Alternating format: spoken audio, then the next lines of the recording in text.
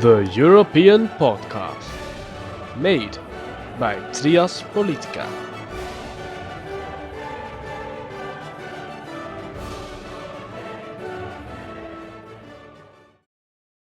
Good morning, afternoon, night, where and whenever you are. Welcome and thank you for listening to the Trias Politica podcast. My name is Maaike. And my name is Annemoon, and we will be your hosts for this episode of the Trias Podcast. Today we will be talking about the European elections and the results and what it means for us, the Netherlands, and for Europe. How was the time leading up to the elections for you, Annemoon? How did you prepare to vote? I did the voting guide, which really helped me to find the right political party for me. So I would really recommend the voting guide to everybody.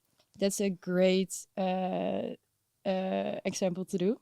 Now we're here, a few days after the elections, and everything seems to simmer down. But now the real fun starts. We will be discussing the situation in Europe and the European Studies teacher Hidde Webman and our very own Stan in het Groen. Thank you so much for joining us today. Thanks for having us. Really, thanks for the invite. Thanks. Can you both tell us how you felt during the elections themselves? Of course, yeah. To be honest, I was in The Hague the whole day. I am a teacher European Studies, but also we were a client for the Hague University.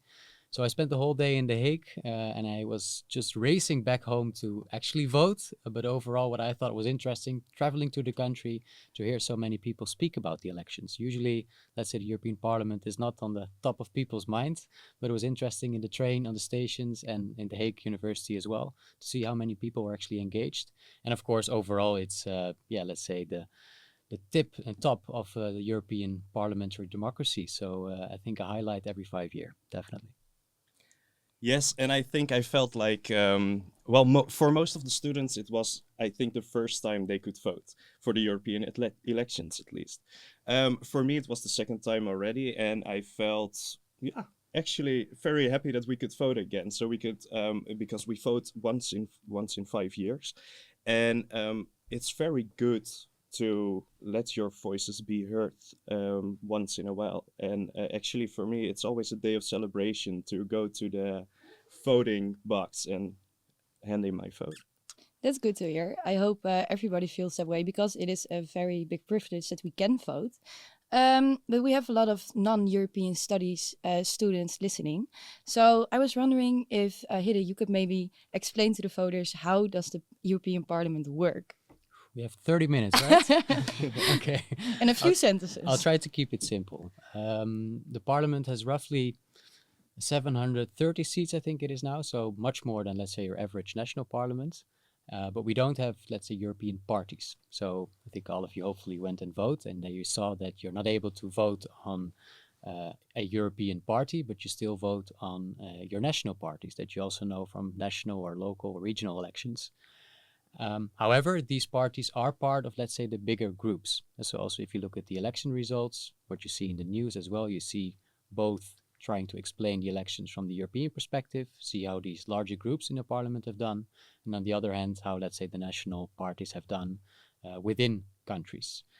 So let's say in a nutshell, that's how the European Parliament works. And of course, it's one of the three main institutions of the European Union, together with the European Commission, as well as the European Council and the European Parliament. The idea is that it represents European people, us. I don't know if you have anything to add. Well, the Stan? lovely thing about the European Parliament is that it's the only institution we can directly vote for as citizens. And the European Parliament doesn't actually make the laws, but they have a very big say in the law and decision making of the European Commission and the European Council. Actually, for the European Parliament, it works. It works together with the European Parliament. With the European Council and the European Commission. Maybe to add, and I think you touch upon a very important point, and maybe for the non-European studies listeners, one main difference between the European Parliament and the national parliament is that in contrast to, let's say, the Tweede Kamer or the lower house in the UK, the European Parliament does not have the right of initiative. So it cannot come up with their own laws, and it's partly depending on what the European Commission comes up with.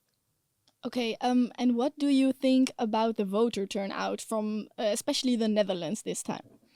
I think if you look at from a historical perspective, so we have had European Parliament elections for roughly 50 years now, and directly elected. European Parliament. For a long time, we've seen a decline in the amount of people that showed up, also in the Netherlands. But what you see as a European-wide trend, but also in the Netherlands, is that the turnout is actually increasing, which is good. So this trend of, let's say, a decline in the amount of people that go and vote is breached. So that's a positive development. So there's still hope. There's always hope. And were you surprised by the results of the elections? To be honest, not so much, because there were, of course, polls to check what let's say, that they also always ask people what are you going to vote, and then based on that they predict how the parliament would look like. And especially if you look at the national level, there's a lot of times that these polls are wrong, or not completely wrong, but the actual result deviates a little bit from those polls. But this time they're really close to the actual outcome was closer to the polls than many would have thought. Other than that, there was a fear or an expectation that there would be a move to the far right over the European Parliament as a whole, and that has not really happened. So the political middle groups, so to say, they're still the biggest. Yeah. That's really what surprised me also about the outcome of the election. Actually, in the weeks before the election, everyone was saying like the right is going to be very is getting to be bigger. However, it didn't happen. Like the center still maintained their majority in the parliament, and they still can continue actually with making a commission or making a coalition. So the outcome did surprise me a little bit, because I expected that it would move a little bit more to the right, but that really didn't happen. And that's on the European level. Of course, if you look at the Netherlands, for example, there is really a clear move to the right, with the PVV going from no seats 5 years ago to the second biggest party now, 6 seats. So on the national level, you always see afterwards these elections, people trying to explain it from the national as well as the European perspective. Nationally, yes, for the Netherlands, turn to the right. European, not as much as some had anticipated. No. So will there be consequences anyway, because there's a little bit of a shift, or will it mainly stay the same? Well, part of the explanation why the middle parties kept the amount of seats that they already had before is that they themselves moved to the right in their political views. So based on the fear that they would lose a lot of voters to more radical right-wing parties, they themselves moved their own positions on things like climate or agriculture, other elements as well, to the right in order to make sure that they would get the votes from those people that were more right-wing leaning. So indirectly, there's already a consequence of the European Parliament, not maybe in the party results elections, but in the overall political direction, moving more to the right. Yeah. And they're going to form parties now. The parties that haven't been in the party yet are going to go in the party. Can we expect some big changes in the European Parliament, or do you think it will stay how it is now?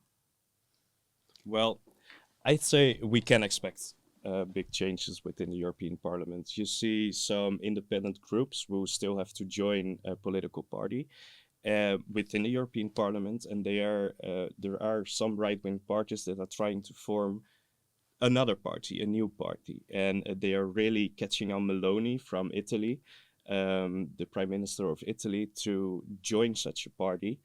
And for example, with Geert Wilders and with Viktor Orban, they are all pulling on Meloni's hands to get her into a coalition or into a party in the European Parliament. So it's really a big surprise what's going to happen there. And yes, I really think we're going to see big shifts within the parties of the European Parliament.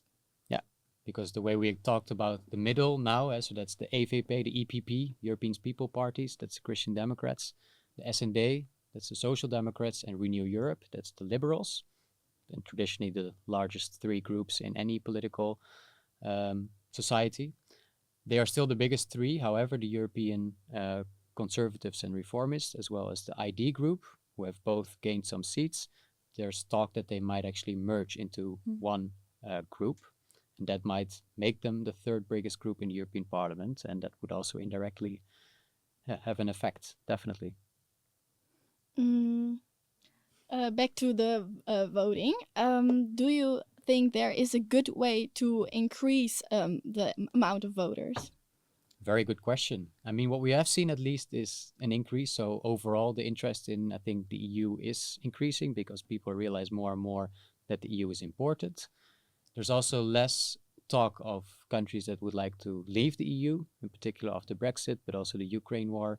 Those kind of things really influence the debate around Europe. It's not so much are you in favor or against, do you want to be in or do you want to be out? But we're really starting to see much more political debate. Okay, we have the EU, how can we make it the best way possible? But still, 1 in 2 people in general that are eligible to vote still don't vote. And I think that's problematic. It really differs per country. So in the Netherlands it's going up, but there's still huge differences between, let's say, Belgium, where it's fairly high compared to a lot of Central and Eastern European member states. It really depends per situation and per country who is going to vote and who's not going to vote. But I think overall young people, including myself, should be the main target group to address to make sure that they go and vote. Yes, or maybe they are also more motivated to vote in the European elections because they grow up with the European Union as well.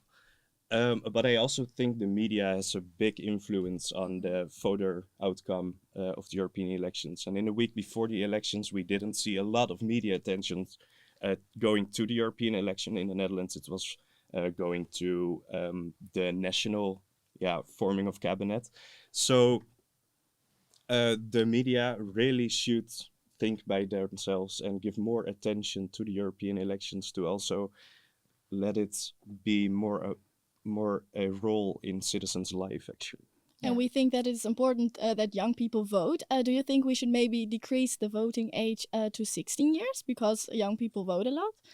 In some countries, that is already the case. So that makes it different, the European elections. Some countries, I think Austria, for example, you are already eligible to vote 16, 17. In the Netherlands, it's 20. I don't know if that's the solution, to be very honest. I do think, but that's my personal opinion, 18 is a very good age for people.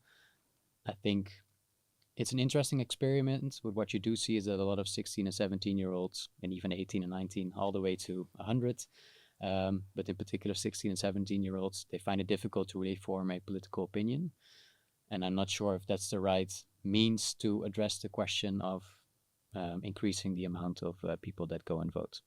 Maybe Stan, do you agree? Well, actually, I agree a little bit on that. You see that the shift between voters, so like they shift from the right to the left to the right. So you see that happen among young voters. However, I also think that it is unfair that, for example, 16-year-olds in Germany can vote and 16-year-olds in the Netherlands can't.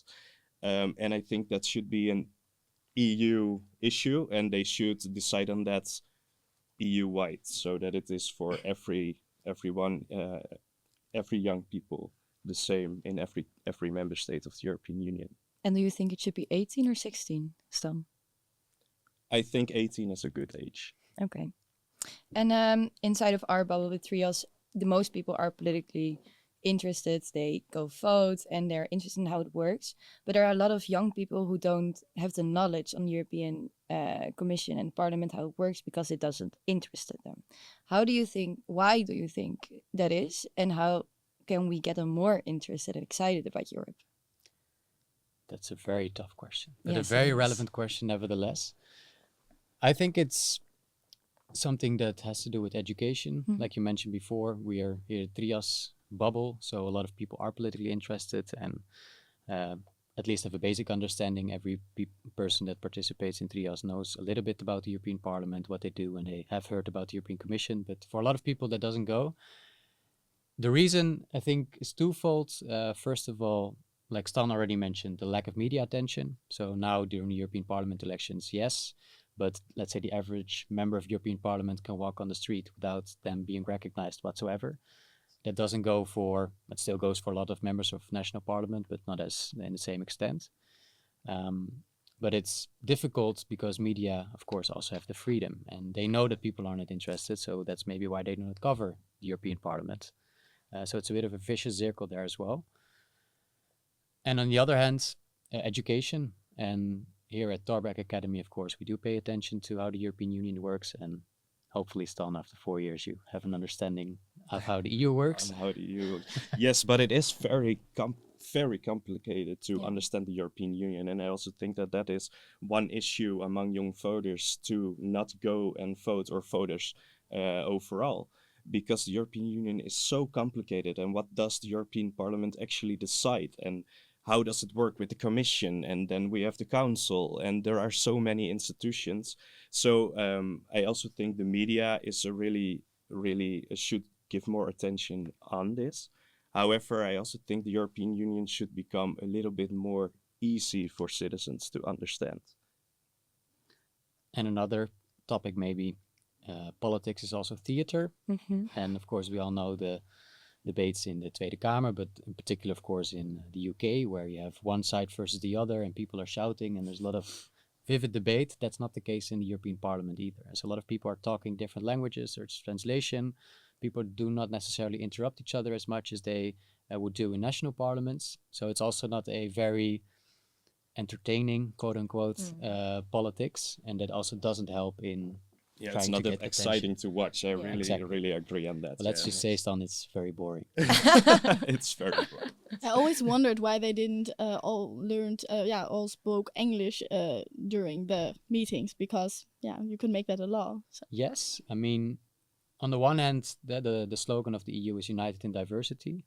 So I think it's a good thing on the one hand that people can speak their own language. We are young Dutch people. We are raised partly in the English language, so our English is of such a level that we could also speak it professionally. But for a lot of people that doesn't go, in particular from countries like Poland and Latvia, two countries that I had the chance of living in half a year for each.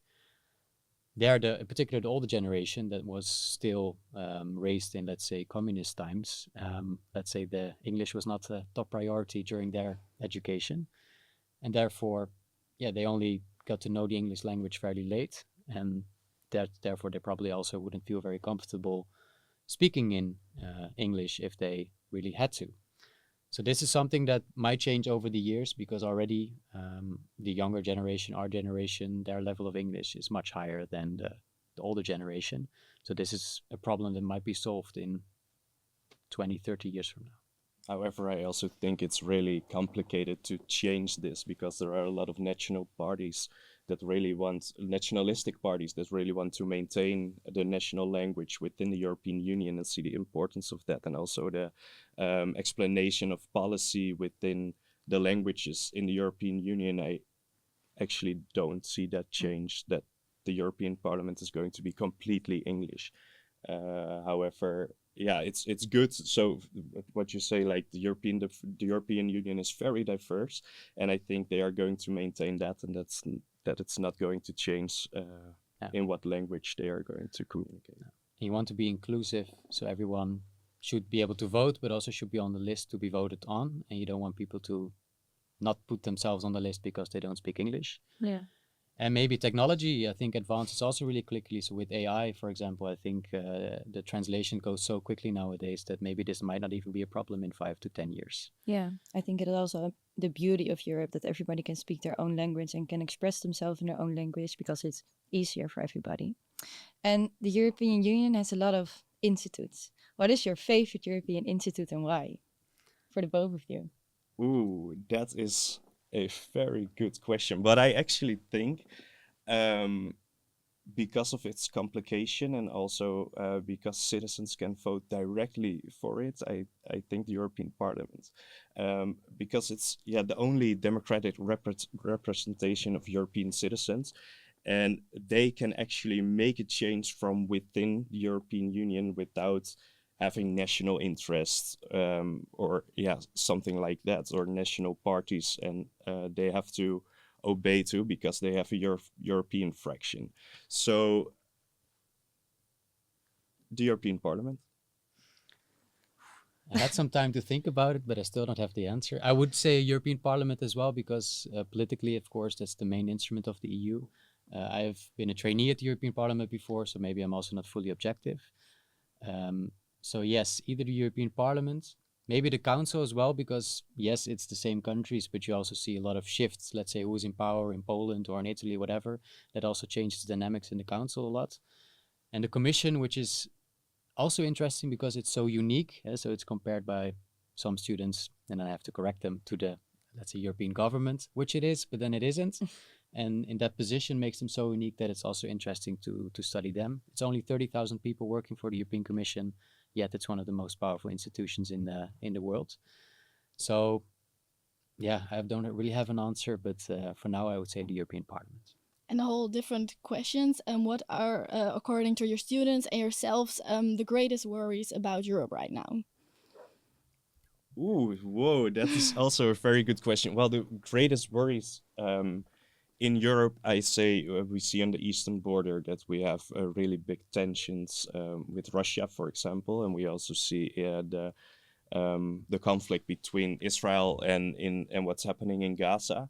I think that's a really big concern among students, among voters, and yeah, the European Union is also strengthening the army industry, and you see really a big change on the foreign policy within the European Union. So I think, as well as for the politicians and for citizens, I think that's the biggest concern for the European Union. Yeah, I agree. I think, of course, defense and foreign policy traditionally really something that was much more for the member states, not so much for the EU. Will be interesting to see how that will develop in the coming years. But there's plenty of challenges and but also opportunities for the EU. Climate is another one, I think, in particular in relation to agriculture. But there's things like the digital technologies that are upcoming. Think of AI, where the EU is actually much more advanced than other parts of the world in making legislation in this area. And I think maybe a more general challenge, coming back to what we discussed before, the extent to which people feel represented. And in the end, we are democracies, and if we have the feeling we don't feel represented and Brussels is dictating everything, on the long term, that might be a challenge, also considering they might become more important in our daily lives. Absolutely. And Hede, you said you were a trainee in the European Parliament. What did you do there? How was a day in your life like that? I actually didn't work in Brussels or Strasbourg, so the two main cities where the parliament is located, but I worked in The Hague. So every institution of the EU also has a kind of embassy in every country. So we were basically the liaison office of the European Parliament in the Netherlands. And we were a contact for, let's say, media. They wanted to talk about issues related to the European Parliament, but also education. So what we did is provide educational material for schools, host secondary school groups, also students coming to The Hague and also wanting to learn more about the European Parliament. So quite a varied mix of tasks, and it also inspired me in the end to start working here. So it was a very nice experience in the end. Yeah. Nice. Do we have a lot of more questions, do you think? Or maybe we can wrap it up? Or Yeah, I think we can have one more question. maybe we also can just ask you, is there something you really want to share about the EU, or something you really want to share with the audience which you think is very important, like a message? A message to the audience. Yeah. Well, I think the main message is to interest yourself in the European Union and see what's happening in the European Union, because the actual power is in the European Union. On a national level, we have a lot of media attention and there is a lot happening and a lot of fire in the parliament. However, the real big changes are made on a European level. And when you want to have an influence on that, you should really invest time and energy in looking into the European Union and see how the European Union works.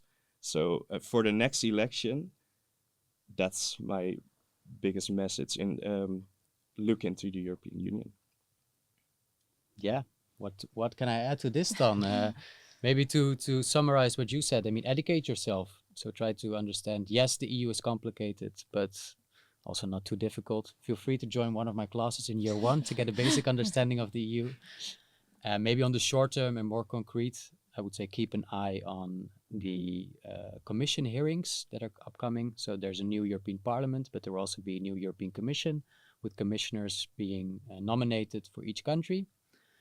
And what's quite unique and where the European Parliament actually has more power than some of the national parliaments is that they have hearings. So commissioners that are nominated to be commissioner for agriculture or migration, whatever, they will go to the parliament, a select group of members of European Parliament. They will interview those people, ask very difficult questions, and then they will or will not get the blessing of the European Parliament and be installed as European Commissioner. I think that's something that you actually see quite a lot of media attention to, in contrast to what members of European Parliament do afterwards, their more general work.